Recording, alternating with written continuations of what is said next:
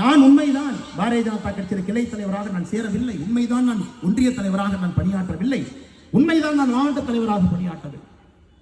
நான் இந்த கட்சியிலே உங்களை போல தொண்டனாக சேர்ந்தது முதல் 2 திராவிட கட்சிகளையும் அப்புறப்படுத்த வேண்டும் என்பதற்காக, இரண்டாவது மோடியினுடைய ஆட்சியை தமிழகத்திற்கு கொண்டு வர வேண்டும் என்பதற்காக. 2 தான்.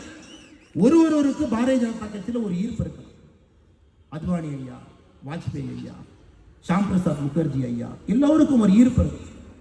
தேசியம், ஆன்மீகம், தெய்வீகம், வலிமையான ஒரு கட்சி, இந்த நாட்டை வழிநடத்தக்கூடிய கட்சி, நான் கரப்ட் பார்ட்டி, பெண்களுக்கு முதல் மரியாதை கொடுக்கக்கூடிய ஒரு கட்சி, சாதாரண மனிதனை தலைவராக்கக்கூடிய கட்சி. எல்லோருக்கும் பாரதிய ஜனதா கட்சியின் மீது ஒரு பார்வை இருக்கும். எனக்கு பாரதிய ஜனதா கட்சியின் மீது இருந்த பார்வை, தமிழகத்தில் 2 திராவிட கட்சிகளையும் தூக்கி எறிய வேண்டும் என்றால் அதற்கு பாரதிய ஜனதா கட்சியால் மட்டும்தான் முடியும். இந்த கட்சியிலே தொண்டனாக சேர வேண்டும் என்பதற்காகத்தான்